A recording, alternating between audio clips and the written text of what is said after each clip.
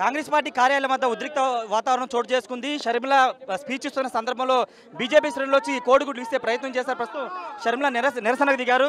Madam, అంటే ఎలా చూడాలి? మీరు ప్రశాంతంగా మీ పార్టీ కార్యాలయంలో మీ కార్యక్రమం నిర్వహించుకున్న సందర్భంలో కోడిగుడ్లో దాడి చేయాల్సిన పరిస్థితి ఎందుకు వచ్చింది? ఇది వాంటెడ్ గా చేసింది అనుకుంటున్నారు?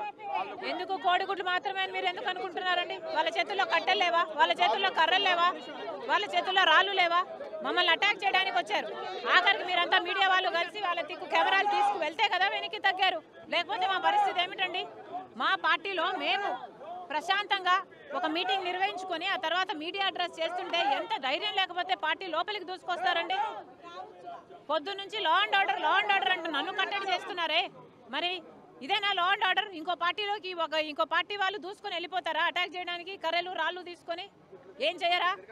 మీరు ఏం చేసే దమ్ము లేకపోతే మమ్మల్ని అరెస్ట్ చేయండి. పొద్దున్న నుంచి అదే చేస్తున్నారు కదా, మమ్మల్ని కట్టడి చేస్తున్నారు కదా, అరెస్ట్ చేయండి. నా చేతులకు బేడీలు వేసి తీసుకెళ్ళండి. మీ మీద దాడి చేసే ప్రయత్నం చేస్తారా? మీ పార్టీ కార్యాలయం మీద దాడి చేసే ప్రయత్నం చేస్తారా? నేను పార్టీ ఆఫీస్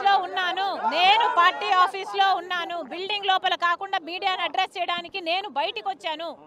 బయటికి వచ్చిన తరుణంలో వాళ్ళు గేటు తన్నుకొని వచ్చారంటే నన్ను కాకపోతే ఎవరిని చేయడానికి వచ్చారండి? నన్ను అటాక్ చేయడానికే వచ్చారు.